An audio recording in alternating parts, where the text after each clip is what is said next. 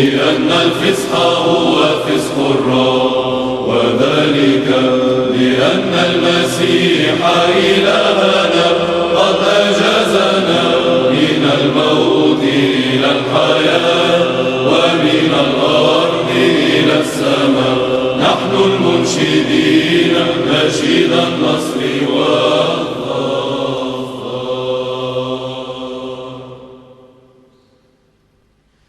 Cristo resucitó entre los muertos, pisoteando la muerte con la muerte y otorgando la vida a los que yacían en los sepulcros.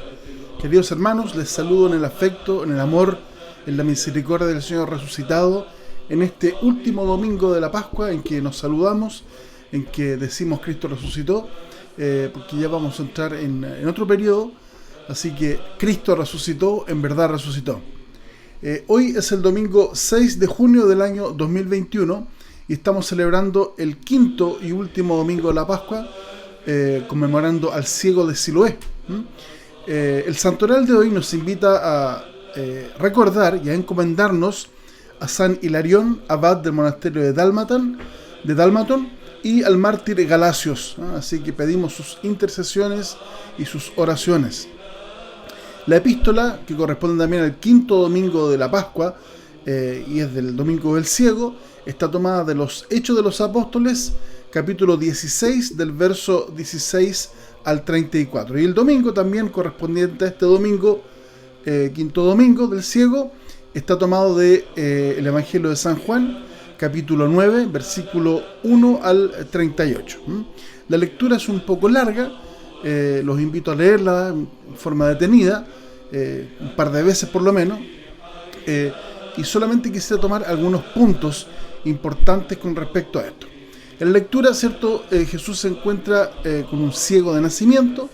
Nosotros sabemos que el ciego de nacimiento era una persona que mendigaba, lo dice el texto, porque no era autovalente, porque no podía trabajar y porque en definitiva tenía que vivir de la misericordia de la gente, encargado obviamente por lecturas del Antiguo Testamento que nos llamaban a cuidar a la gente desvalida, tanto ciegos, sordos, mudos, etc.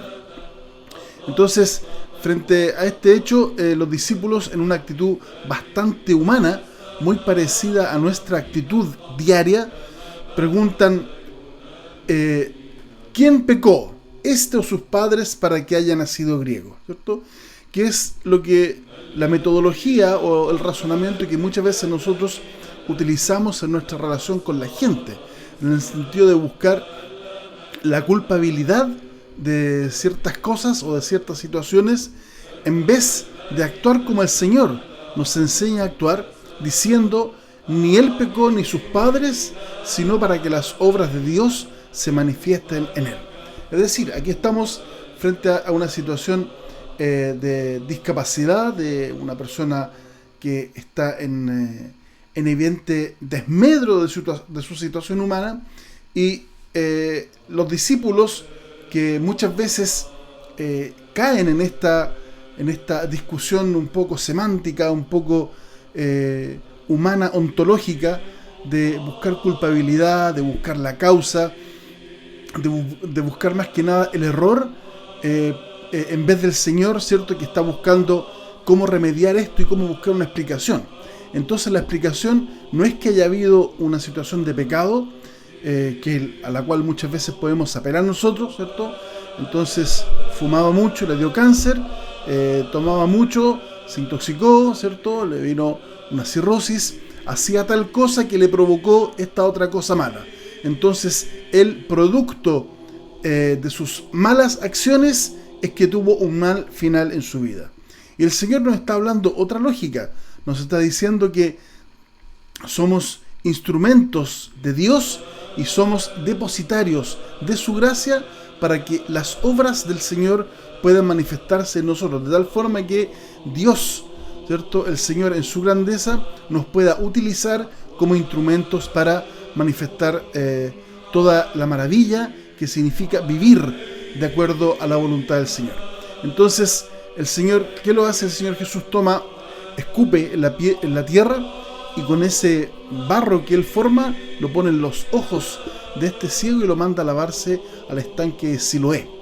Siloé es un estanque muy antiguo, descubierto hace muy poco, algunos años, y era utilizado para acumular agua, el agua de los torrentes, para abastecer la ciudad de Jerusalén. Siloé en idioma antiguo significa enviado, y ya aquí estamos entrando en la teología de San Juan, ¿no? El evangelista Juan, que es llamado el teólogo por todo el contenido teológico más que práctico de su evangelio. De hecho, hay muy pocos milagros relatados por San Juan.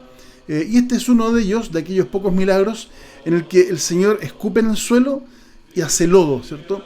Y esto podría parecer un poco extraño a los ojos humanos, pero a los ojos divinos tenemos que remitirnos a la creación de Adán, cuando el Señor Dios hace una estatua de barro e insufla o soplo de vida, ¿cierto? Y esta criatura material de barro adquiere vida por la acción de Dios. Entonces nos remitimos a la creación y la restauración que el Señor Jesús hoy día está haciendo de este ciego, de tal forma que no solamente con cosas materiales, sino que con lodo de la tierra, el Señor, al igual que Dios en la antigüedad, en la creación, ¿cierto?, toma lodo, hace una estatua y crea al ser humano.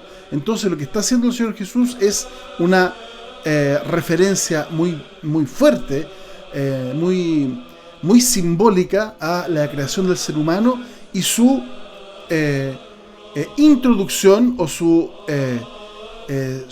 lanzamiento a la vida verdadera, ¿cierto? Entonces es por eso que es importante la imagen del estanque de Siloé, porque el estanque nos va a llevar, ¿cierto?, a que él fue entonces y se lavó y regresó viendo. También una imagen muy fuerte del bautismo, porque el bautismo es para el perdón de los pecados y la renovación de la criatura. Cada vez que una persona se bautiza, recibe el perdón de los pecados y la renovación, la restauración de ese Adán caído. Y es por eso que en el bautismo, ¿cierto?, inmediatamente después de la inmersión bautismal triple, decimos y cantamos: vosotros que en Cristo os bautizasteis, de Cristo os revestisteis.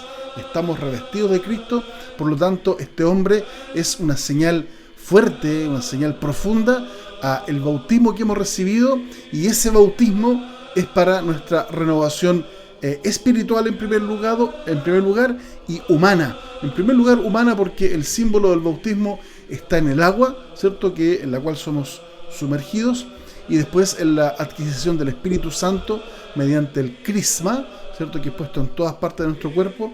Entonces somos corporalmente bautizados y espiritualmente sellados con la fuerza y la presencia del Espíritu Santo. Finalmente esto transcurre en un ir y venir de la gente, ¿cierto? En primer lugar los vecinos, ¿cierto?, que no quieren reconocer que él era y ahora es una persona que ve, es decir, era ciego y ahora ve. Entonces circula este hombre, hay aquí una especie de, como decimos, de mandar de aquí para allá, un peloteo del hombre.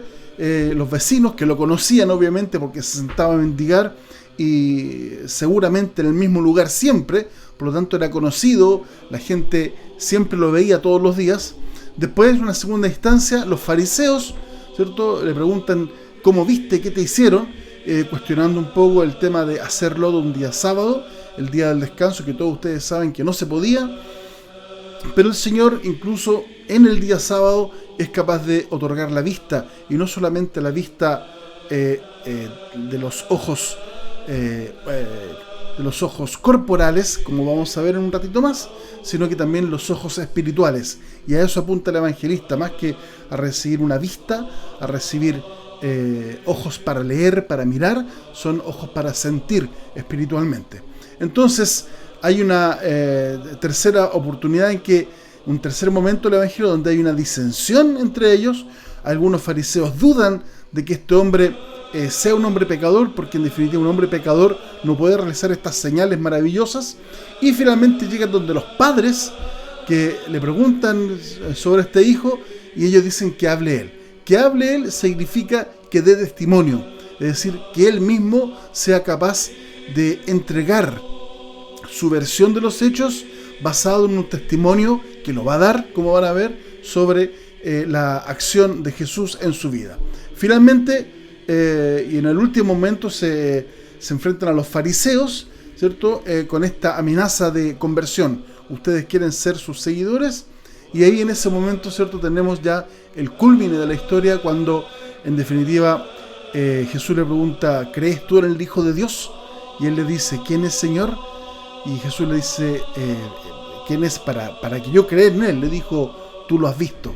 Es decir, recobrar la vista no significa necesariamente ver con los ojos para ver materialmente. ¿Por qué? Porque él le dice: creo, Señor, y se postró ante él. Y así termina el Evangelio de hoy, con una recuperación de la vida espiritual, con una recuperación del sentido espiritual, de poder ser capaces no solamente de ver, sino que también de observar, de percibir y de aprehender de que mi medio físico es importante, pero más importante aún es mi medio espiritual, con esta renovación del Espíritu Santo a través de el bautismo y el sagrado crisma, y la renovación que vamos a tener en el día de Pentecostés, cuando podamos postrarnos ante este Santísimo Espíritu que es derramado sobre nosotros, tal como fue derramado sobre los apóstoles el día de Pentecostés, y que hoy día se nos ofrece como renovación, como restauración y principalmente como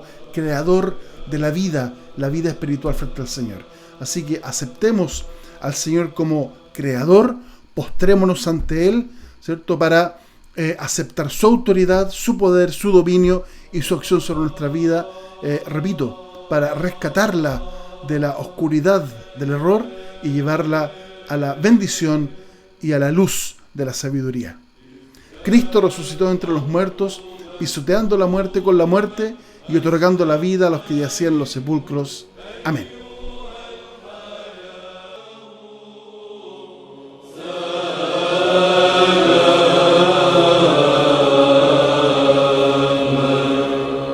وللتقاء